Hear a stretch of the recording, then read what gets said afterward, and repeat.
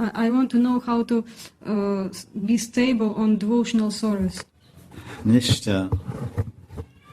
Have you read a book by Vishnu Chakravarti? It's called Madhurya Kadambini.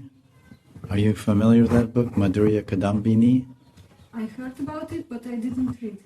The basic question is how to become Nishta. That's the mercy of Krishna. You pray like anything. Because ultimately, bhakti, it all begins with, Radhe, it all begins with faith, right? Radhe Shyam. So bhakti is based on faith, and the faith comes from Krishna. So he gives us the faith in God, and then he arranges, if we have a lot of faith and a lot of interest, then he gives us devotion, he gives us bhakti. Many people in the world, they have some faith and devotion in God, but they don't have that much. They don't have so much faith and devotion that they surrender to God.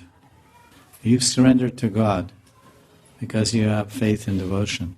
So Krishna gave you that faith, and he said, it's his free will, so now you're doing bhakti. Now you have guru, or you're looking for a guru, or whatever.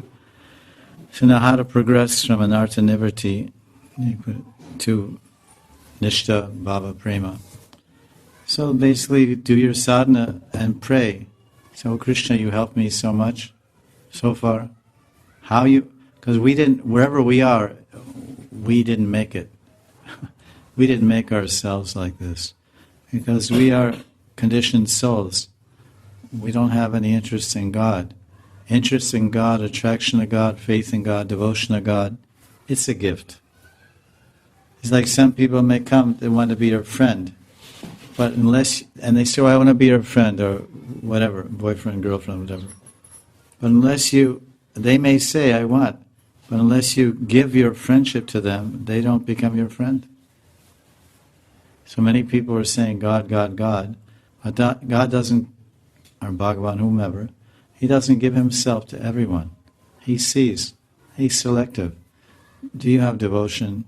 Do you really genuine? Are you sincere?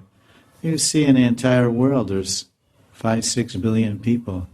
How many are bhaktas? How many have the idea of surrender? How many humans on the planet have the idea that I should live a life in service of God? All right, maybe I have my material desires for nice things or whatever. We all may have.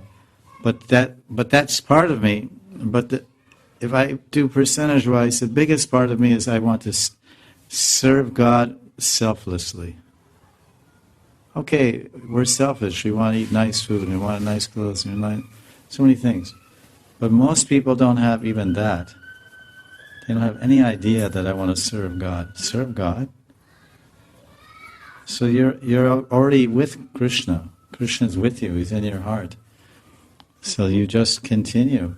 And if you have Guru, you pray to Guru. Because everywhere in Gaudiya Shastras and outside in other Shastras, Acharyas always emphasize Guru. But the problem is because Guru is tangible, we can see Guru, feel Guru, talk to Guru, and serve Guru. So then we take the Guru lightly. But something we can't see, like we can't see God. There's so many great things written about God, and everyone accepts, any pious person believes in God, accepts God. So he has a sense of, I can be subordinate to God, I can submit to God, I can surrender to God, I can cry out to God. But to be subordinate to some man or some lady, or surrender to some man or some lady, or to cry out or pray to some man or some lady, that's a little difficult for most people.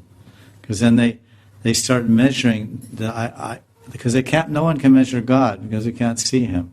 You can only understand, we learn about God and we read about God and we pray to God, but we haven't really perceived Him or seen Him, so we can't really say He's good or He's bad or He's smart or He's stupid, or we can't get very close to God. But the human form of God, the Guru, Lady Gent, whoever they are, Sadhvi or Sadhu, we can get very close, and then we see, oh, they're human like me. They eat and they belch and they pass stool and they sleep and they get sick and they complain.